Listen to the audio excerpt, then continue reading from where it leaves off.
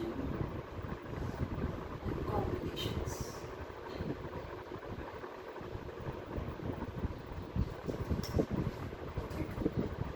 देखिए permutation basically है क्या, यूजुअली जब हम कुछ चीज़ों को अरेंज कर रहे होते हैं तो वो कुछ पर्टिकुलर ऑब्जेक्ट्स कितने वेज में अरेंज हो सकते हैं, वो उसका परम्यूटेशन है। परम्यूटेशन के लिए जो एक वर्ड यूज़ करोगे वो अरेंजमेंट, ठीक है। Permutation it is the number of ways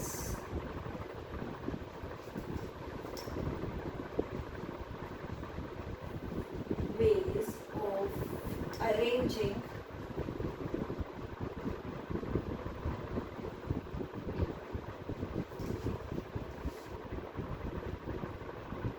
a particular number of objects.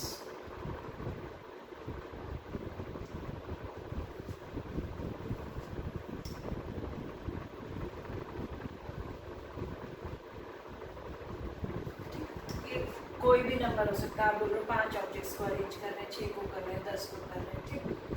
Use कब होता है, जब आप ये बोल रहे हो कि एक क्लास है, क्लास के अंदर 40 स्टूडेंट्स हैं, हम 40 स्टूडेंट्स को कितने वेज में अरेंज करके बैठा सकते हैं। जहाँ जहाँ पे भी आप बोल रहे हो कि एक जॉब के लिए इंटरव्यू है, इतने कैंडिडेट्स हैं, सपोज करो ये कह रहे हैं कि 40 कैंडिडेट्स हैं, कितने डिफरेंट वेज में एक प्रिंसिपल और एक पियोन को सिलेक्ट कर सकते हो, एक पियोन को अरेंज कर सकते हो उन 2 डिफरेंट पोस्ट के ऊपर, राइट। ये है बेसिकली परम्यूटेशन। तो परम्यूटेशन के लिए अगर एक वर्ड बोलेंगे तो permutation means arrangement. Permutation means arrangements, ठीक है।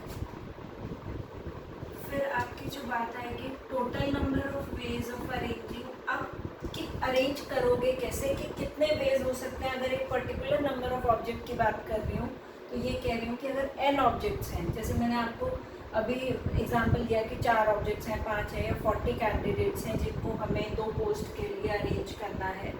तो अगर आप ये कह रहे हो कि n ऑब्जेक्ट्स हैं तो उनको कितने वेज में अरेंज कर सकते हो। Total number of ways of arranging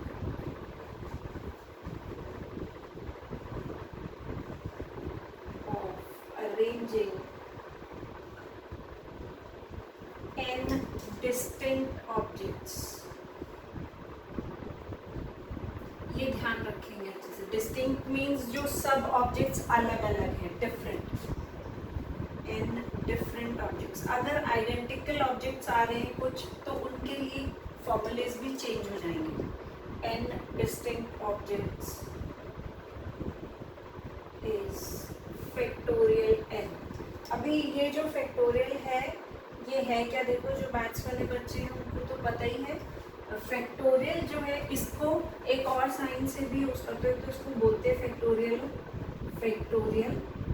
और ऐसे भी लिखा हुआ है कहीं कहीं पर, n के बाद एक्सक्लेमेशन मार्क का जो साइन होता है, ठीक है। एक एग्जांपल से बता देते कि ओपन कैसे करोगे।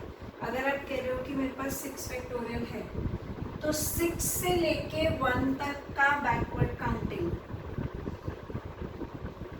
को जब आप प्रोडक्ट कर दोगे तो वो आपको फैक्टोरियल 6 की वैल्यू मिल जाएगी। आप कह रहे हो फैक्टोरियल 4 है, दिस इज 4 3 2 1।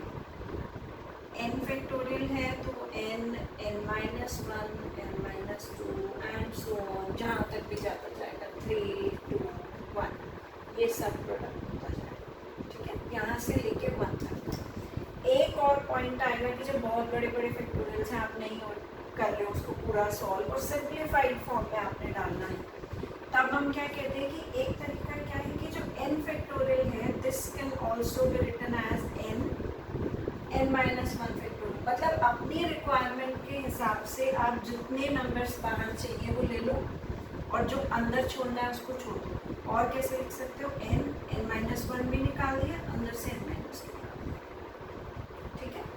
सपोज करो मैं कह रही हूँ मेरे को 9 फैक्टोरियल लिखना है, इसको मैं 9 × 8 फैक्टोरियल फैक्टोरियल भी लिख सकती हूँ, 987 फैक्टोरियल भी लिख सकती हूँ।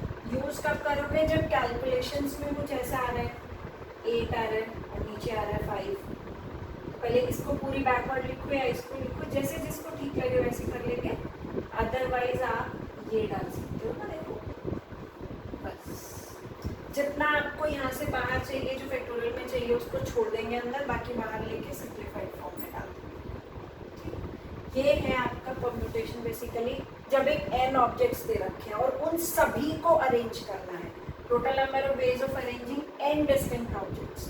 क्वेश्चन को बहुत ध्यान से रीड करेंगे। जब आप ये बात कर रहे हो कि सारे objects are to be arranged, अगर वो बोल रहे हैं कि कुछ पर्टिकुलर को n में से कुछ पर्टिकुलर को ही अरेंज करना है, तो उनके फॉर्मूलाज भी चेंज हो जाएंगे। सारे ऑब्जेक्ट्स को अरेंज करने के वेज n ऑब्जेक्ट्स हैं और सारी की सारी अरेंज करनी है तो n फैक्टोरियल वेज, ठीक है।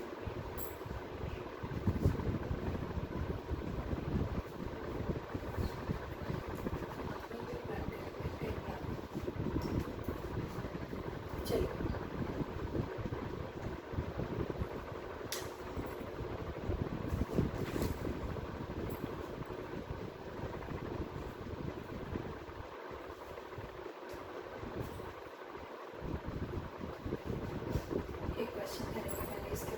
नॉर्मल फैक्टोरियल की जो ये कंडीशन हमने बताई इसी की, ठीक।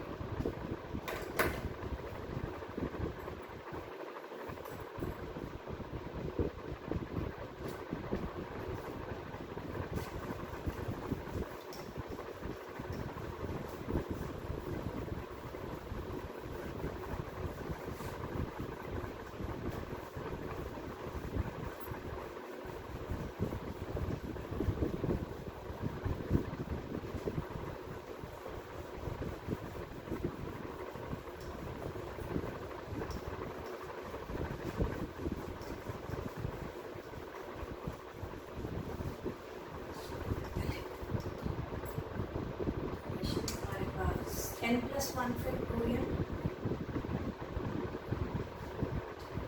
is equal to 12 into n-1 factorial। ये क्वेश्चन है मेरे पास, ठीक है। आपको क्या करना है? सबसे पहला काम क्या है? अच्छा, वो पूछ लेना है फाइंड वैल्यू ऑफ n। आप क्या करोगे? फैक्टोरियल को पहले सिंप्लीफाइड फॉर्म में डालोगे कि फैक्टोरियल से फैक्टोरियल बैलेंस हो जाए। पहला पॉइंट यही है। यहाँ से n+1 को बाहर निकाला, अंदर क्या रह गया? n फैक्टोरियल, ठीक। आप लोग एक ही स्टेप में करोगे, मैं इसीलिए एक्सप्लेन कर रही हूँ कि डाउट ना हो किसी को। अंदर वाला नंबर बाहर, अंदर से एक नंबर कम हो जाएगा, ठीक। n+1 था, एक लेस होगा तो n आ गया। आपको तो n-1 फैक्टोरियल चाहिए, n को भी बाहर निकाल लो। अंदर क्या मिल गया? n-1 बैलेंस हो गया। n+1 12 क्वाड्रेटिक इक्वेशन बनेगा n² प्लस 4 और 3 हो जाएंगे फैक्टर्स, 4 3 ज़ा 12 और 4 - 3।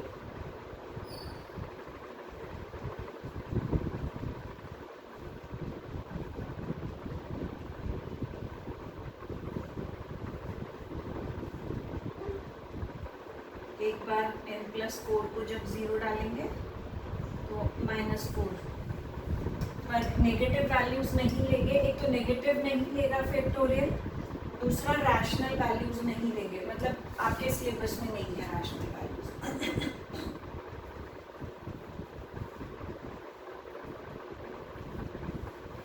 ठीक, n = 3, ये तो पॉसिबल नहीं है, नॉट पॉसिबल।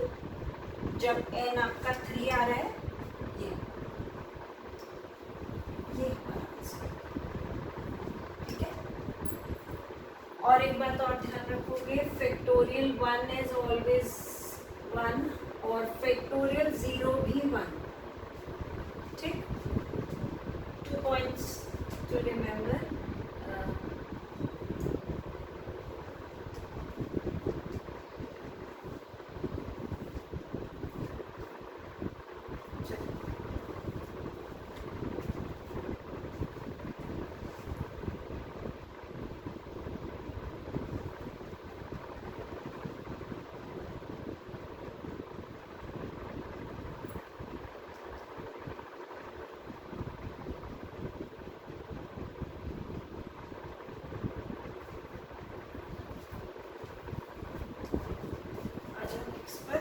नेक्स्ट जो हमारा आएगा फंडामेंटल प्रिंसिपल ऑफ मल्टीप्लिकेशन और फंडामेंटल प्रिंसिपल ऑफ एडिशन।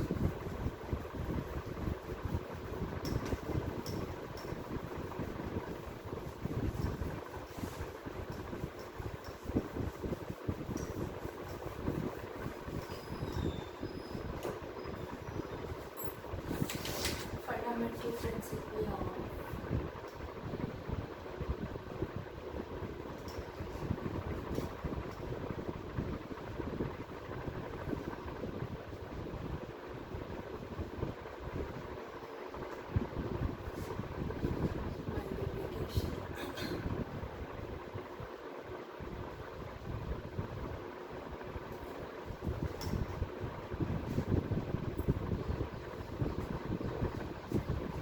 देखिए, आप ये कह रहे हो कि हमारे पास 2 इवेंट्स हैं या 3 इवेंट्स हैं, एक पर्टिकुलर इवेंट m वेज में हो रहा है और दूसरा पर्टिकुलर इवेंट n वेज में हो रहा है और एक और इवेंट है जो p वेज में हो रहा है। All of them together can done in m into n into p ways. Use कैसे करोगे? आप बोल रहे हो आपके पास 4 ऑब्जेक्ट्स हैं, उनको एक बॉक्स में डालना है। कितने वेज में वो ऑब्जेक्ट्स जो हैं उस बॉक्स के अंदर प्लेस हो सकती है, या 2 या 3 ऑब्जेक्ट्स को 3 या 4 बॉक्सेस के अंदर प्लेस करना है, तो कितने डिफरेंट वेज हैं? पहली ऑब्जेक्ट के लिए कितने वेज हैं, दूसरी के लिए कितने हैं, तीसरी के लिए कितने हैं। ठीक, इसके ऊपर फंडामेंटल प्रिंसिपल जो है आपका यूज होगा। बेसिकली फंडामेंटल प्रिंसिपल के लिए मल्टीप्लिकेशन के लिए इवेंट्स का इंडिपेंडेंट होना ज़रूरी है। इंडिपेंडेंट इवेंट्स कौन से हैं? जहाँ पर एक इवेंट का होना दूसरे इवेंट के होने पे कोई इफेक्ट नहीं डालेगा, right? If an event can be done in m ways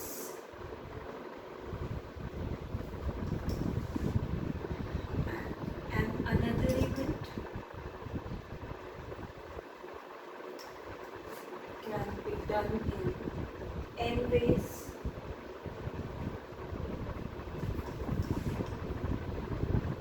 and one more can be done in, कितनी भी हो सकती है, one more can be done in p ways and so on,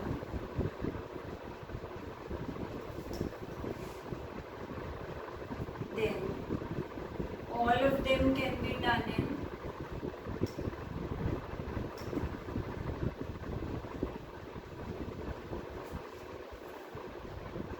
m into n into p ways। ठीक, एक example देखो, आप ये कह रहे हो कि Sumit can go from Mumbai to Delhi in 5 different means of transport। ठीक, और एक और पर्सन है Ajay, he can go in 4 different he can go by 4 different modes of transports। ठीक है, Amit can go to Mumbai by 5 means of transports।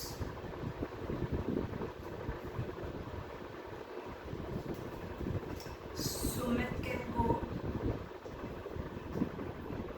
3 means of transport। In how many different ways? In how many different ways both of them can go to Mumbai।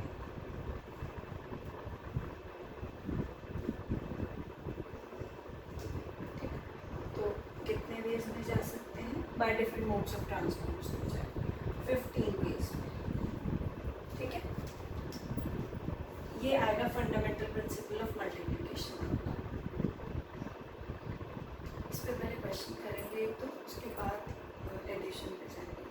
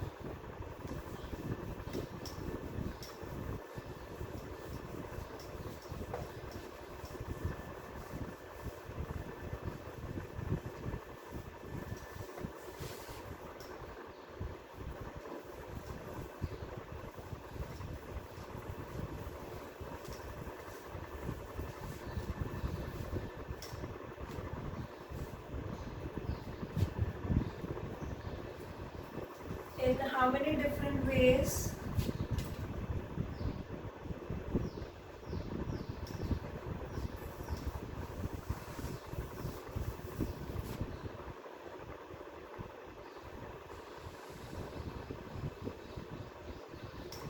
Different ways. N objects can be put, they can be placed in two different boxes.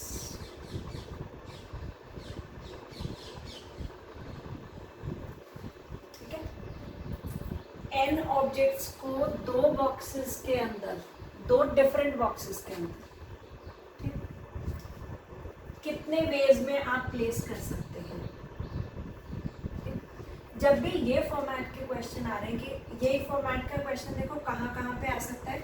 जब आप ये बोल रहे हो कि 4 sweets हैं आपके पास, उनको 3 स्टूडेंट्स में डिस्ट्रीब्यूट करना है, या आप ये कह रहे हो कि एक स्कूल में 5 प्राइजेस का डिस्ट्रीब्यूशन होना है, उसके लिए 4 कैंडिडेट्स जो है वो एलिजिबल हैं.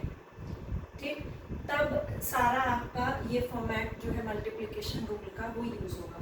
कैसे यूज़ करोगे? जिस चीज़ को आपको डिस्ट्रीब्यूट करना है या आप जिस चीज़ के वेज ले रहे हो उसमें किस चीज़ के ऑब्जेक्ट्स, किस चीज़ के वेज पूछे हैं आपसे, ऑब्जेक्ट्स को प्लेस कर देंगे.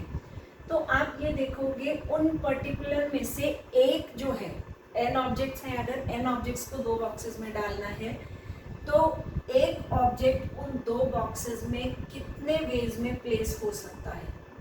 ठीक है, अगर आप ये कहते हैं कि 5 प्राइजेस हैं, उनको 4 स्टूडेंट्स में डिस्ट्रीब्यूट करना है, कितने वेज में प्राइजेस कैन बी डिस्ट्रीब्यूटेड, तो जो चीज़ डिस्ट्रीब्यूट हो रही है, जिस चीज़ के वेज इवैल्यूएट करने हैं आपको, उसका यूनिट लेकर कि एक ऑब्जेक्ट को कितने वेज में आप प्लेस करेंगे वो पहले फाइंड आउट करोगे. ठीक है, अब अगर एक ऑब्जेक्ट की बात करें तो देखो बॉक्स 1 और बॉक्स 2 था. मान लो मैं आपको ये कहूँ कि आपको 2 बॉक्सेस दे दूँ और एक कॉइन दे दिया कि इस कॉइन को कितने वेज में डाल सकते हो. यू हैव 2 वेज ना, वेदर इन बॉक्स 1 और इन बॉक्स 2. ठीक, ये आपकी चॉइस है कि आप किसी भी बॉक्स में डालो. तो एक ऑब्जेक्ट को प्लेस करने के कितने वेज हो गए? 2 वेज. ठीक है, each object has 2 ways to be put in 2 boxes. ठीक, एक ऑब्जेक्ट का, ये मैं एक ऑब्जेक्ट की बात कर रही हूँ कि 1 ऑब्जेक्ट हैज 2 वेज. अब अगर दूसरी ऑब्जेक्ट उठा रही हूँ तो उसके लिए भी 2 ही वेज है ना बेटा आपके पास. आप दोनों बॉक्सेस में से किसी में भी डालो. सिमिलरली जब प्राइजेस की बात करोगे, आपने एक प्राइज 4 में से किसी भी बच्चे को दे दिया, दूसरे प्राइज के लिए भी 4 बच्चे एलिजिबल हैं आपके पास. ये तो कहीं भी मेंशन नहीं किया कि एक प्राइज जिस बच्चे को दे दिया फिर वो बाहर हो गया. ठीक है, each object has 2 ways to be put in boxes. अब डालने तो सारे, मतलब जो एक पहला वाला इवेंट हुआ पहले ऑब्जेक्ट को प्लेस करने का. अब यहाँ फंडामेंटल प्रिंसिपल ऑफ मल्टीप्लिकेशन कैसे लग रहा है? जो पिछला क्वेश्चन था वो बहुत सिंपल फॉर्मेट में दे रखा था कि अमित को इतने वेज में जाना है, सुमित को इतने वेज में जाना है, तो both of them can go in how many different ways. ठीक, यहाँ पे क्या है कि एक ऑब्जेक्ट 2 वेज में प्लेस हो रहा है, दूसरा भी 2 में ही हो रहा है, तीसरा भी 2 वेज में हो रहा है, चौथा भी, एंड सो ऑन. सारे ऑब्जेक्ट्स के लिए यू हैव 2 वेज. डालने तो सारे हैं ना.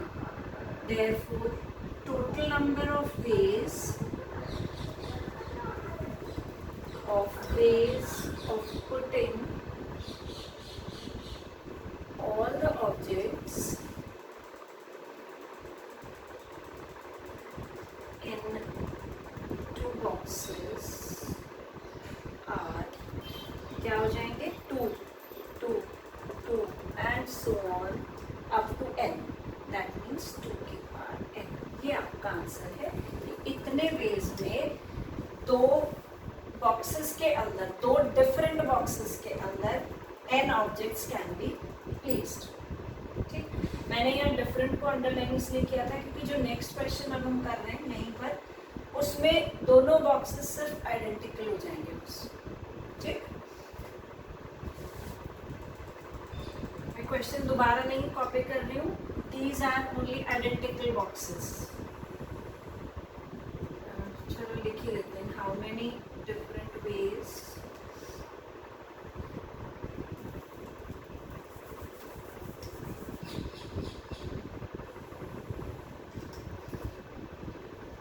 how many different ways n objects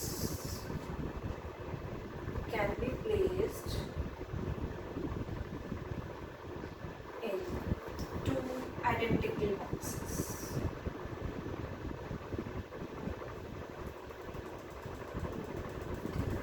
एक ऑब्जेक्ट को डालने के वेज तो अभी भी 2 रहेंगे. जब 2 बॉक्सेस हैं तो अभी भी दोनों में से किसी में भी डाल सकते हैं. ठीक. और दूसरी ऑब्जेक्ट के लिए भी 2 ही हैं, तीसरी के लिए भी 2 ही हैं, तो टोटल वेज तो उतने ही रहे. लेकिन जब आप आइडेंटिकल चीज़ों की बात करोगे तो टोटल नंबर ऑफ वेज क्या है वो एवरेज हो जाएंगे, क्योंकि यू कांट डिस्टिंग्विश कि कौन सा वाला ऑब्जेक्ट B1 में डाला है और कौन सा B2 में डाला है. अब तो दोनों ही B1 है. एक जैसे आपको नहीं पता कौन सी ऑब्जेक्ट किस में गई है, तो वो डिफरेंट वेज हो गए सारे. यहाँ पर आपके पास नहीं है ऑप्शन ये देखने का कि कौन सी ऑब्जेक्ट किस बॉक्स के अंदर गई है. तो जब भी आप आइडेंटिकल चीज़ों की बात करोगे परम्यूटेशन के लिए, जब भी हम आइडेंटिकल ऑब्जेक्ट्स की बात करेंगे तो total number of ways will become average. मैं हाफ नहीं कह रही हूँ यहाँ पर तो हाफ ही होंगे. एवरेज इसलिए बोल रही हूँ कि ऐसा ना हो कि अगर वो 3 बॉक्सेस की बात करता 2 की जगह, मान लीजिए 3 बॉक्सेस की बात होती तो 3 into 3 into 3 up to so on 3 की पावर n, और मैं बोलती हाफ वेज है तो 3 की पावर n upon 2. नहीं, 2 बॉक्सेस हैं तो अपॉन 2, 3 बॉक्सेस हैं तो अपॉन 3. ये जो है वो सिर्फ इसी फॉर्मेट के क्वेश्चन में आएगा जहाँ पे आप ऑब्जेक्ट्स को आइडेंटिकल चीज़ों के अंदर प्लेस कर रहे हो. ठीक है. स्वीट्स का डिस्ट्रीब्यूशन हो रहा है या प्राइस का डिस्ट्रीब्यूशन हो रहा है, वहाँ पर ये केसेस बिल्कुल भी अराइज नहीं होंगे और ना पॉसिबिलिटी है इनके अराइज होने की. ठीक है. Total ways become average of previous.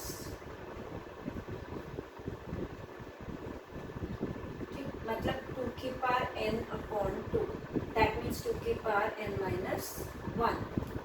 अगर 3 की पावर n होता तो 3 की पावर n अपॉन 3. ठीक है. बिकॉज रीज़न क्या है इसका ये भी डाल देंगे साथ में अपने समझने के लिए सिर्फ. Because the 2 boxes are identical.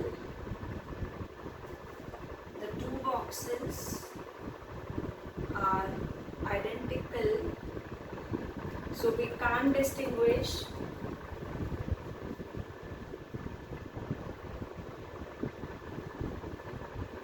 which object is placed in which box.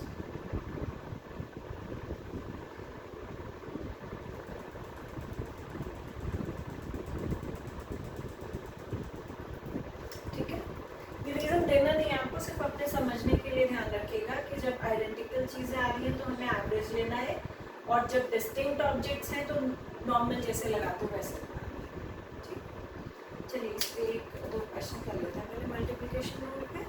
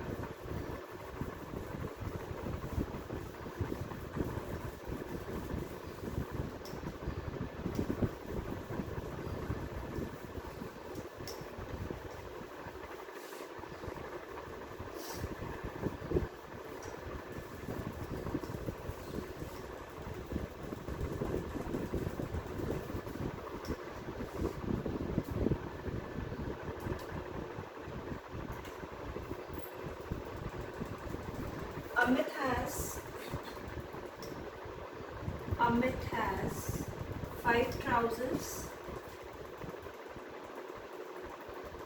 and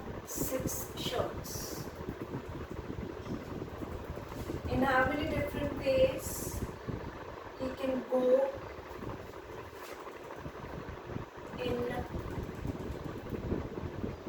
how many different ways?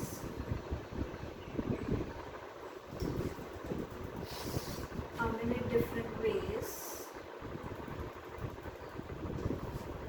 he can go by wearing them? He can go to college by wearing them.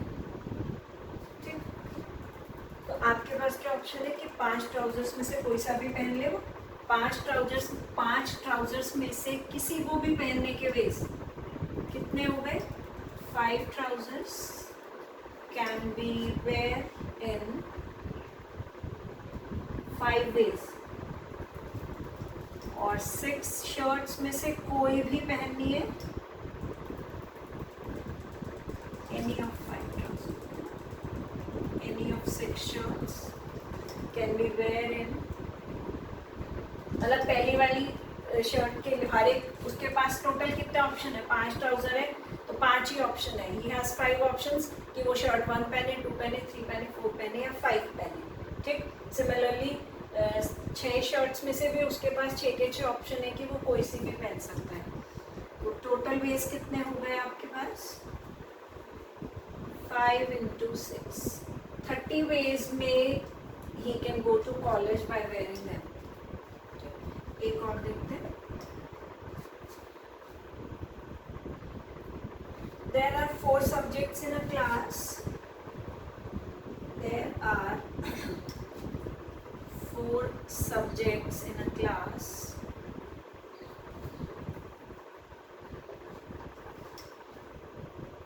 In how many ways can the timetable of how many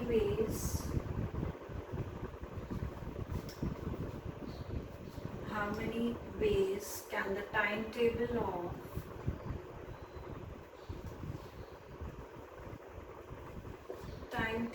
of first 3 periods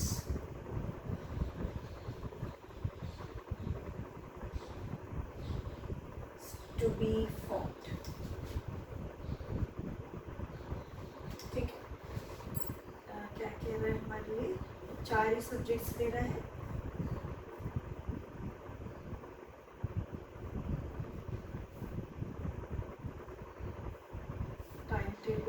first 3 periods to be allotted. ठीक है, पहले 3 periods के लिए वो कह रहा है time table allot करना है। पहले वाले पीरियड को देने के लिए, पहला पीरियड रखने के लिए आपके पास कितने ऑप्शंस हैं? 4 में से कोई भी सब्जेक्ट डालें। बहुत सिंपल वेज में करना है। आपको बुक्स उठाकर देखोगे तो उसमें उसको पता नहीं कितना कॉम्प्लिकेटेड वेज में बनाया हुआ। आपको कुछ नहीं करना, ये जो फॉर्मेट बताया बस इसको, जो चीज़ को वो अरेंज करा रहा है, जिस चीज़ के वेज पूछ रहा है उसको अरेंज करने के, अलॉट करने के कितने वेज हैं वो आपको फाइंड करने हैं। पहले वाले टाइम टेबल में पहले पीरियड के लिए कितने ऑप्शंस हैं? 4 में से कोई भी सब्जेक्ट आ सकता है। ठीक, फिर जो सब्जेक्ट यहाँ पर आ गया फर्स्ट पीरियड में, अब वो दूसरे पीरियड में नहीं आएगा। ठीक है, दूसरे पीरियड के लिए आपके पास कितने ऑप्शन हो गए? 3। और नेक्स्ट वाले अब जो यहाँ आ गया वो फिर नहीं आएगा। अगले पीरियड के लिए कितने ऑप्शन हो गए? 2। सबको मल्टीप्लाई कर दो फंडामेंटल रूल ऑफ मल्टीप्लिकेशन से। 4 ways for first period, second period, third period. Therefore, total ways of forming timetable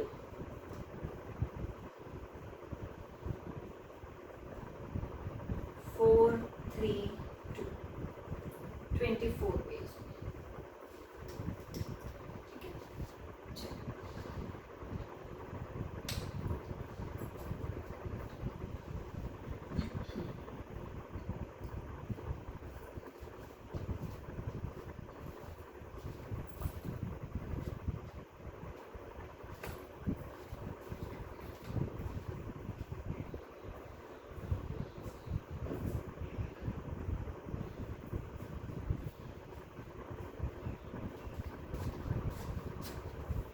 addition principal पे आ जाते हैं। फंडामेंटल प्रिंसिपल ऑफ एडिशन क्या है? जब आप ये कह रहे हो कि एक इवेंट m बेस में हो रहा है, दूसरा n में हो रहा है, तीसरा p में हो रहा है, अभी जो अभी था, ठीक है, अभी आप क्या कह रहे थे? All of them can be done. अब ये बोल रहे हो any of them can be done in m plus n plus p ways. This is called fundamental principle of addition. बस एक बात ध्यान रखेंगे कि जो मल्टीप्लिकेशन का रूल था उसके लिए हमारे इवेंट्स जो थे वो इंडिपेंडेंट होने चाहिए थे, और जो एडिशन का रूल है उसके लिए आपके इवेंट्स एक्सक्लूसिव होंगे. अब इंडिपेंडेंट इवेंट्स क्या थे कि एक इवेंट का होना दूसरे इवेंट के होने पे इफेक्ट नहीं डाल रहा था. आपने कहा 6 शर्ट्स पहनी है, उनको उसके वेज अलग है, पैंट्स पहनने के वेज अलग है. शर्ट्स को पैंट्स की जगह, पैंट्स को शर्ट्स की जगह नहीं पहना जा सकता, राइट? तो दोनों चीज़ों के वेज अलग अलग थे, एक दूसरे पे कोई इफेक्ट नहीं डाल रहे थे. सॉरी. तो ये इवेंट्स जो थे आपके इंडिपेंडेंट इवेंट्स हो गए. एक्सक्लूसिव इवेंट्स वो इवेंट्स हैं जहाँ पे एक ही अकरेंस जो है वो doesn't effect the occurrence of other, मतलब प्रेफरेंस पे अकरने इफेक्ट नहीं डालेगा कि कौन सा इवेंट पहले हो रहा है और कौन सा इवेंट्स. यूजुअली आप ये बोलते हो कि एक्सक्लूसिव इवेंट्स वो इवेंट्स हैं जो साथ साथ नहीं होंगे कभी भी, ठीक? Those events which cannot done simultaneously are known as exclusive events. ये सारा जो इवेंट्स का कंसेप्ट है ये अभी वैसे आपका प्रोबेबिलिटी के चैप्टर में आएगा, तो उसके लिए परेशान होने वाली कोई बात नहीं. यहाँ पर तो इतना कंसेप्ट यूज नहीं होगा. मतलब इवेंट्स जो है, एडिशन का क्वेश्चन रूल का आपको अलग पता चल जाएगा, और मल्टीप्लिकेशन का जो क्वेश्चन है वो आइडेंटिफाई इजीली कर लोगे आप, ठीक है? Fundamental principle of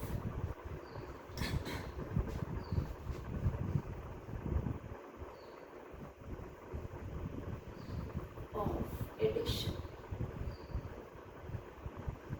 If an event can done in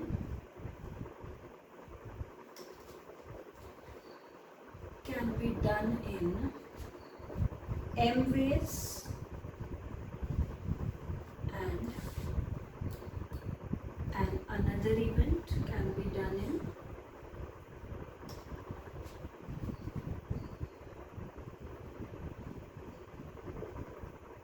n ways, then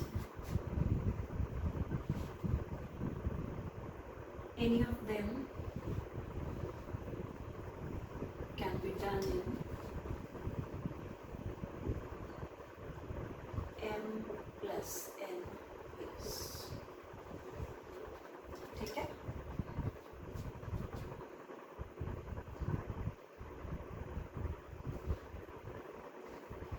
any of one कह रहे हो, ईदर ऑफ वन कह रहे हो, एक हो रही है दूसरी हो रही है एक, तो either of one can be done का मतलब क्या हुआ कि दोनों साथ साथ नहीं होंगे.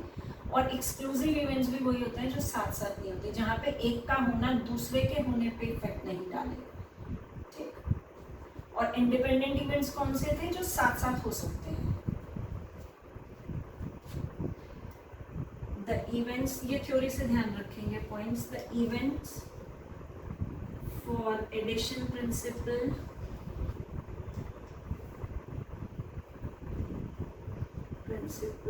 must be exclusive events.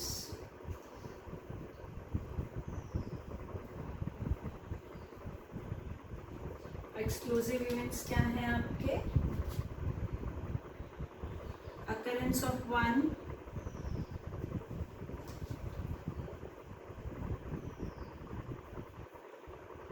can't affect occurrence of other.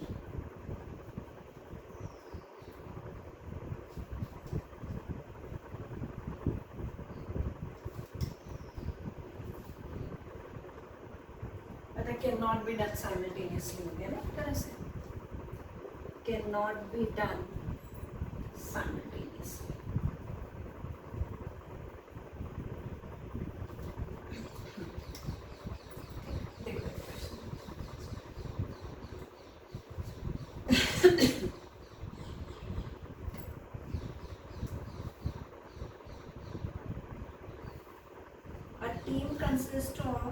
4 boys, a team consists of 4 boys,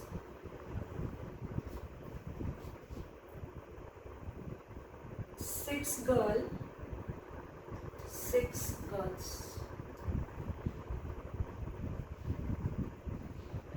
and another team consists of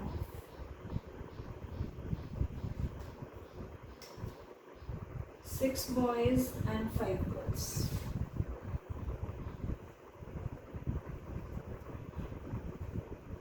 And 5 girls. क्या कह रहा है क्वेश्चन में आपको? How many single matches can be arranged between the two teams when a boy plays against a boy? अच्छा, ठीक है. How many matches? बहुत अच्छा क्वेश्चन है. How many matches can be arranged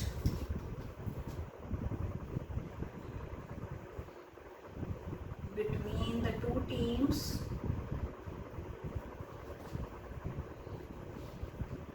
if a boy plays against boy and girls play against girl?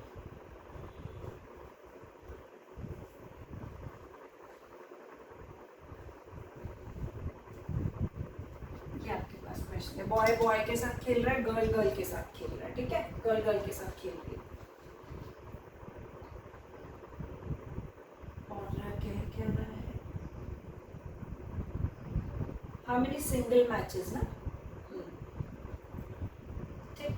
अब boy boy वाले match के लिए दोनों टीम के बॉयज पहले वाले मैच में जब आप खिलाओगे कितने मैचेस अरेंज हो सकते हैं बॉयज बॉयज के बीच में?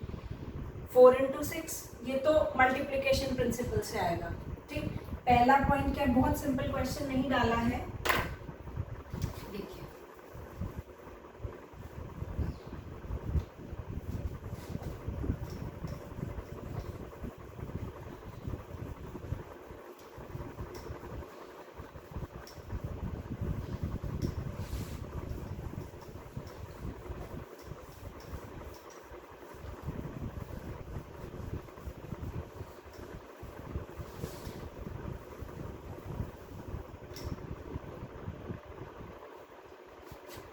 number of matches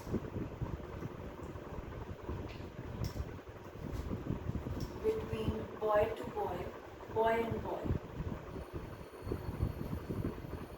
4 into 6. कितने मैचेस हो सकते हैं? 4 by 6. पहली टीम में 4 बॉयज हैं, दूसरी टीम में 6 बॉयज हैं. कितने मैच खिला सकते हो? टोटल 24 मैचेस खिला सकते हो. पहली टीम का एक दूसरी टीम के साथ एक के साथ खेले, दूसरे के साथ, तीसरे के साथ, and so on. 4 by 6 matches हो गए टोटल. फिर number of matches between girl and girl. Girl और गर्ल के बीच में दोनों टीम्स में कितनी? एक में 6 और एक में 5. 6 into 5. एक गर्ल एक के साथ भी, दूसरे के साथ भी, तीसरे के साथ भी, एंड सो ऑन. सारे वेज नहीं बना रही मैं, बनाओगे तो टोटल वही बनेगा. एक का बाकी 6 के साथ, फिर दूसरे का भी 6 के साथ, तीसरे का भी 6 के साथ. ठीक. आपके उसने कहा एक बॉय, फिर भी एक्सप्लेन कर देते हैं एक बार कि किया कैसे है. एक बॉय जो है वो दूसरी टीम के 6 बॉयज के साथ खेल सकता है. ठीक है. दूसरा बॉय भी 6 के साथ खेल सकता है. बॉय का बॉय से एक टीम का एक बॉय उठाया, वो दूसरी टीम के 6 में से किसी के साथ भी खेलेगा, तो 6 वेज में खेल सकता है. दूसरा बॉय भी 6 में से किसी के साथ भी खेल सकता है, तीसरा भी एंड फोर्थ वन भी. तो टोटल जो है वो कितने हो गए? 24. उसी को मैंने 4 into 6 कर दिया.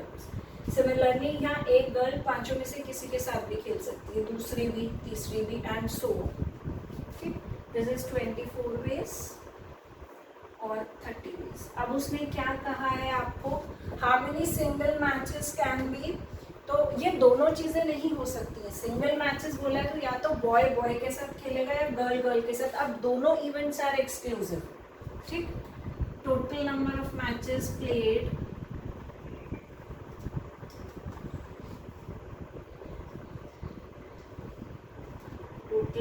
of single matches played,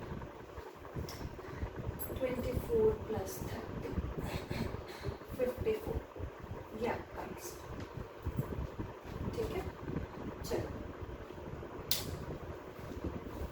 और कुछ क्वेश्चन करेंगे एडिशन प्रिंसिपल पे, या मैं आपको सेंड कर दूंगी, आप लोग ट्राई करके देखिएगा एक बार, ठीक। इसको थोड़ा थोड़ा रीड करेगा। ये चैप्टर भी आप लोग अपने बुक से नहीं करेंगे, इस चैप्टर को भी, ये चैप्टर भी मैं अपना ही असाइनमेंट आपको दूंगी, क्योंकि बुक में थोड़े से मिस्टेक्स हैं इस चैप्टर में ना, ठीक है। चलिए, टेक केयर, बाय बाय।